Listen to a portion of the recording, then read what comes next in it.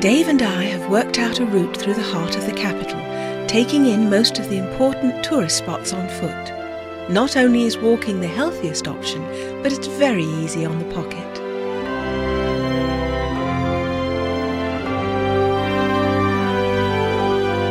Our trail takes us through the royal parks and the streets of Westminster, on past St Paul's in the city, crossing the River Thames at Tower Bridge, along the South Bank and back across to Big Ben and Westminster Abbey. Walking tours, you can see little details, you're completely at your own time and you learn far more than any other way of doing it. And I think it's a really good opportunity to get to know the city, especially for tourists, because they often don't realise how close areas in London actually are.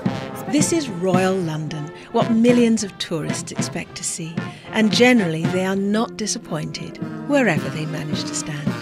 The forecourt of Buckingham Palace hosts probably the best free show in London. Oh, I do love a uniform.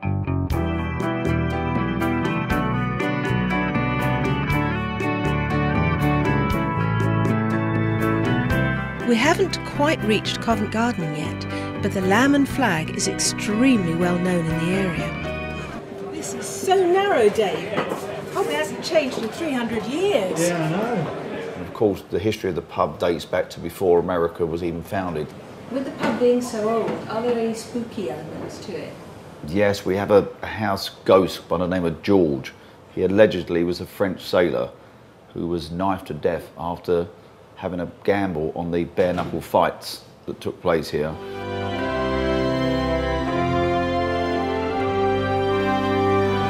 Well, there's St Paul's. We're going to walk along the embankment towards it.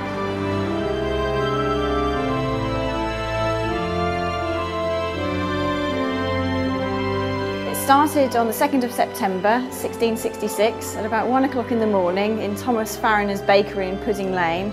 And 5 days later, it had consumed 4/5 of the city of London, so it was probably one of the biggest disasters in London's history.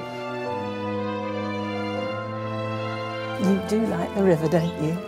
Henry VIII had 2 of his wives beheaded here, and despite English common law declaring torture to be illegal, the rack was particularly popular under the Tudors. The one at the Tower was said to have never stood idle. The time of opening has to be pre-booked, and the bridge will be staffed accordingly. Ships can expect no more than 5 minutes leeway during busy traffic periods. Cross Tower Bridge, and then all the way up through the Thames Path to London Bridge.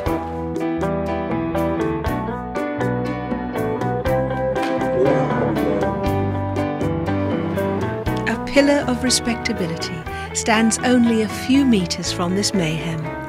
Tiny Southwark Cathedral is a beautiful place of worship dating back to the 7th century.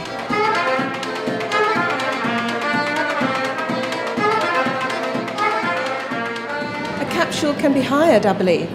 Yes, it can. We hire it for weddings. I think that Valentine's Day is our most popular day for our Cupid's capsule.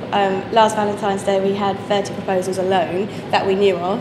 And it's lovely. It's just the 2 of you with your host and champagne and truffles. All in all, it's been a marvellous walk through the very heart of our capital city. Well, this is the end of our trail. There's so much more to London than we can show you. No matter how many times you come, you'll always discover something new. You'll just have to come and make your own trail.